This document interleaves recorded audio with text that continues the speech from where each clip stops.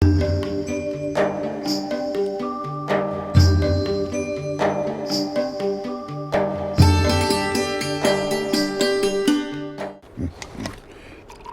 चाय? हमारे पास बादाम है, किशमिश है, काजू है, अखरोट है। तुम्हारे पास क्या है? मेरे पास सेलो है, गर्मा गर्म चाय। सेलो वैक्यू स्टील की थर्मोसील टेक्नोलॉजी रखे गर्म को गर्म और ठंडे को ठंडा 24 घंटे। ये ठंडा भी रखता है? ठंडा लस्सी पिएगा? सेलो वैक्यू स्टील फ्लास्क रखे गर्म या ठंडा 24 घंटे। हरिहंताणं नमो सीताणं नमो आयर्याणं नमो जायाणं नमो लोय सब्बसावणं येषु पंचनोकारो सब्ब पावपणाशनो मंगलानंच सब्वेसिं पडमं हवै मंगलम मंगलम भगवान वीरो मंगलम गौतम प्रभु मंगलम शूलिभद्राद्या जैनो धर्मोस्तु मंगलम अंगूठे अमृतरसे लपितणा भंडार श्री गुरु गौतम समरिये वांछित फलदातार ज्ञानदान क्रियाशील तपस्यागे सुग्ररेखा भक्ति सूर्य आचार्य प्रेम सूर्य आचार्य जयंतु जैन शासने अज्ञानम निरांदानाम ज्ञानांजन शलाकया नेत्रमुन्मीलितं येन तस्मै श्री गुरुवे नमः तस्मै श्री गुरुवे नमः तस्मै श्री गुरुवे नमः। तुरंत होगा, इंस्टेंट होगा, वो हमारे लिए बहुत फायदेमंद होगा, हमारे पुण्य के लिए बहुत फायदेमंद होगा। ये तीन क्षेत्रों में जब शांति सूर्य जी महाराज साहब ने बता दिया कि ये तीन क्षेत्र के खतरे इतने भयंकर हैं, इतने भयानक खतरे, हमें पता नहीं है कब कौन सा खतरा हमारे सिर पर मंडरा जाए, हमें पता नहीं है। और इसीलिए मैं आपसे कहना चाहता हूं कि हम आज भर सके, करीबन हफ्ते में भर सके, करीबन महीने में भर सके, आपको लगे कि इतनी व्यवस्था है, उतना ही हमें दान देना है, उतना ही हमें संघ में लिखवाना है, ज्यादा नहीं लिखवाना।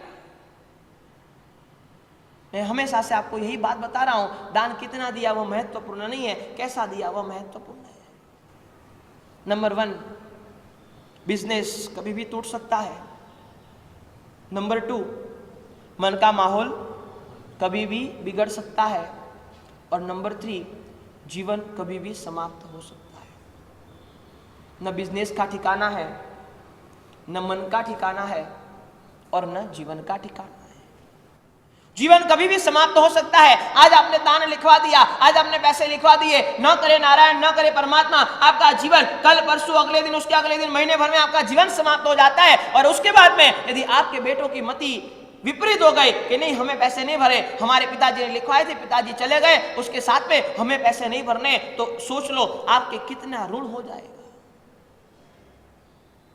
ऐसा होता है, ऐसा भी होता है, ऐसा भी हमने होते हुए कई जगह पर देखा है। आप शायद जानते होंगे, मुंबई में फोर्ट करके एरिया है, और फोर्ट में मुंबई का सबसे प्राचीन शांतिनाथ प्रभु का जिनालय है, मां शांतिनाथ परमात्मा विराजमान है। और करीबन 8 से 10 साल पहले शांतिनाथ परमात्मा की पुनः प्रतिष्ठा हुई, पूरे मंदिर का जीर्णोद्धार हुआ, और पुनः प्रतिष्ठा में वहां जो गुरु भगवान विराजमान थे, उनकी पावन मिश्रा में सुंदर प्रतिष्ठा संपन्न होने वाली थी। प्रतिष्ठा के पहले के दिन थे, और वहां के एक ट्रस्टी, फोर्ट के ही ट्रस्टी, जो बहुत अच्छा कार्य संभालते थे, कारोबार संभालते थे, गुरु भगवत ने उनको प्रेरणा कर दी कि मूल नायक शांतिनाथ परमात्मा, उनको तो उत्थापित नहीं किया है, लेकिन दो बाजू दो परमात्मा विराजित हो गए। सब आदेश हम दे चुके हैं, लेकिन एक आदेश बाकी है, 51 लाख रुपए का आदेश है।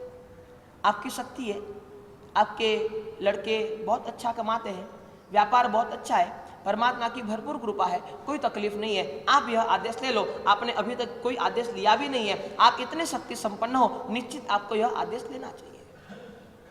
51 लाख रुपए की बात थी, और जिनको प्रेरणा की थी उनके लिए 51 लाख बहुत बड़ी बात नहीं थी, बहुत छोटी रकम थी उनके लिए, वो आराम से कर सकते थे।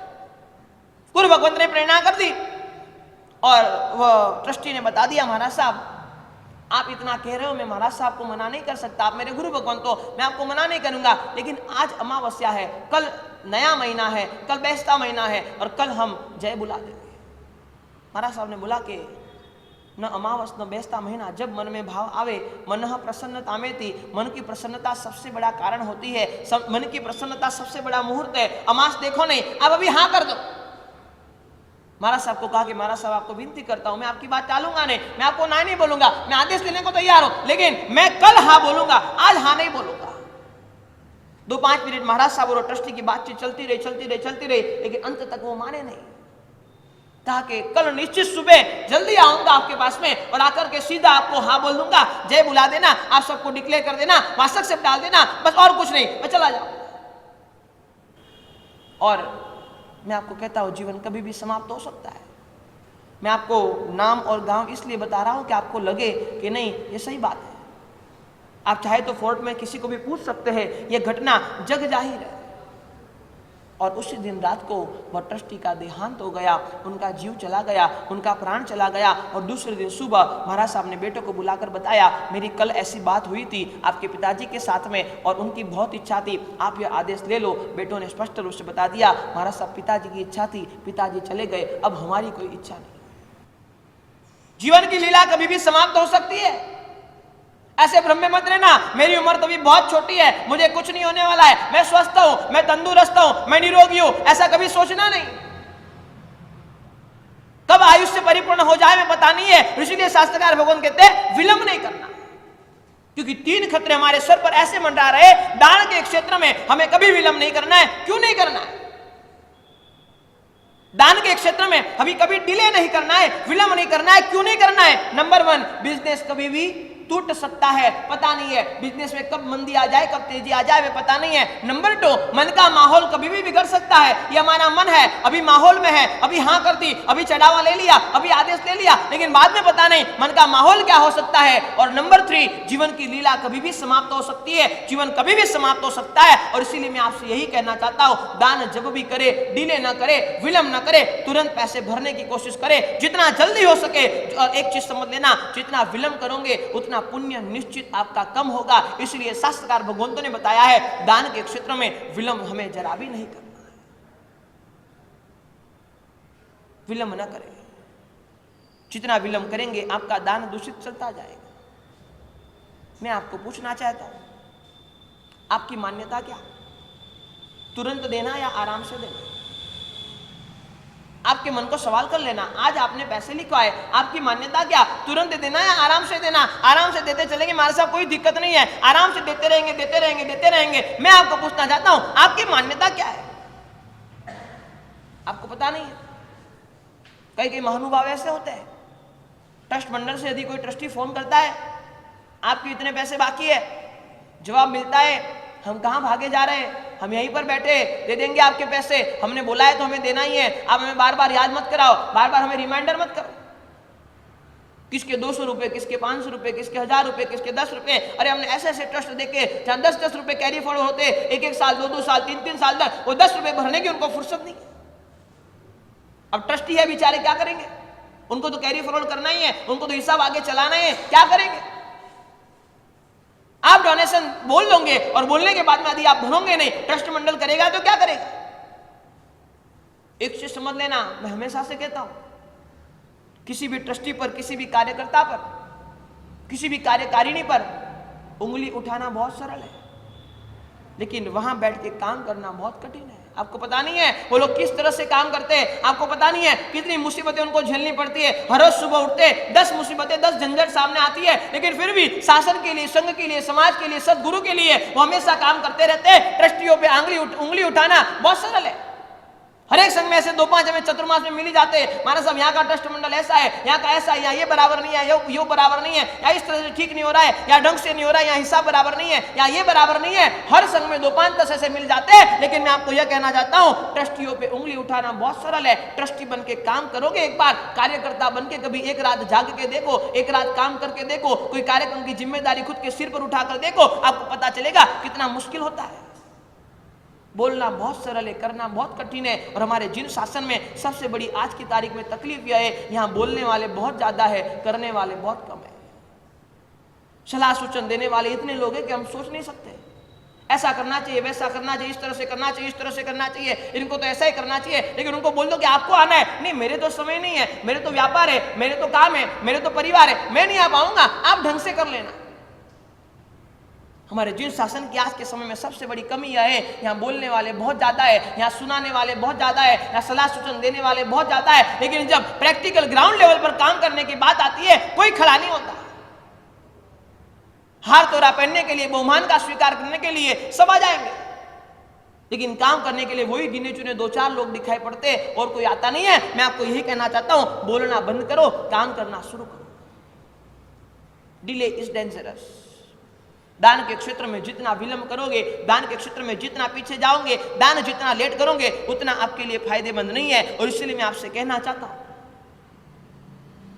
हमारे ऋषभदेव परमात्मा, और वह ऋषभदेव परमात्मा का आपको पता है पिछले भव में अंतराय कर दिया, ऐसा अंतराय कर दिया कि जो बेल था उसके मुंह पर वो बांध दिया, और उसकी वजह से हम सब जानते हैं परमात्मा के जीवन होने के बावजूद, परमात्मा का भव होने के बावजूद कितने उपवास करने पड़े?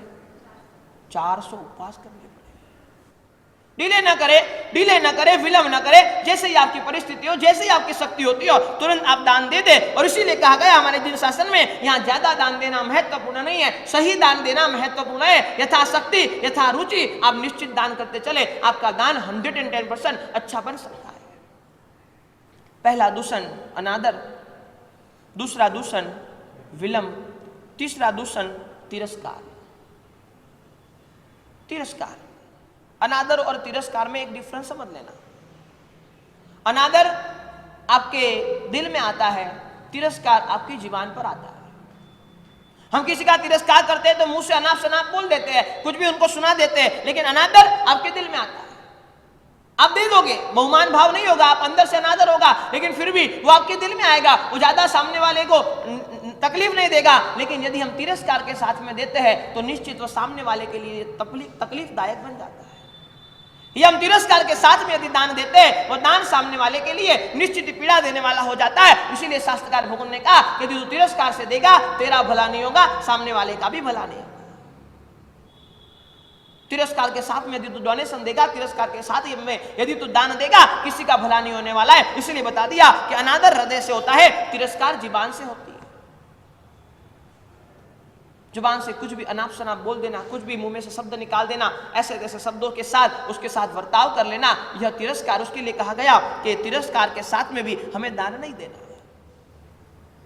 आपको पता है हमारे शास्त्रों में यह बताया है कि यदि आपके वहां काम करने वाला जो नौकर है, आपके वहां काम करने वाला जो व्यक्ति है, उनकी जो डेट आपने तय की है कि हम यह दिन पर उनको पगार देंगे, उनमें एक दिन भी लेट होता है ना, तो भी आप पाप के भागीदार बनते हो। जो आपके वहां पे काम करना है, कैसे व्यवस्था करनी है, आपकी जिम्मेदारी है। वो आपके वहां काम करता है, वो आपके वहां नौकरी करता है, और उनको समय से पगार कैसे देना, ये आपकी जिम्मेदारी। आपको सोचता है 1 महीना, आप सेठ हो वो सेठ नहीं है, आप मालिक हो वो मालिक नहीं है। लेकिन हमारे शास्त्र यह कहते हैं कि आपके यहाँ पे काम करने वाले, चाहे छोटे से छोटा व्यक्ति हो, चाहे छोटे से छोटा नौकर हो, लेकिन उनको भी यदि पगार में एक दिन आप लेट करोगे ना, तो भी आप पाप के भागीदार बनते हो। जो दिन आपने तय कर लिया, चाहे 1, चाहे 5, चाहे 10, जो भी तारीख आपने तय कर ली, लेकिन उसको हम लेट करते हैं तो भी हम पाप के भागीदार बनते हैं।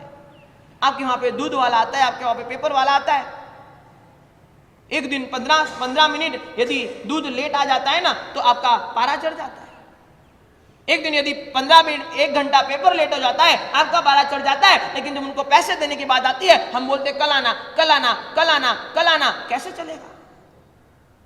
आप यदि उनसे चीज समय से लेते हो, पैसे भी समय से दिया करो। मैं आपको यही कहना चाहता हूं, जिनको बेदे तिरस्कार के साथ में नहीं, आनंद के साथ में, आदर के साथ में हम उनसे सर्विस लेते हैं, तब जाके उनको कुछ देते हैं। हम मुफ्त में कुछ नहीं देते।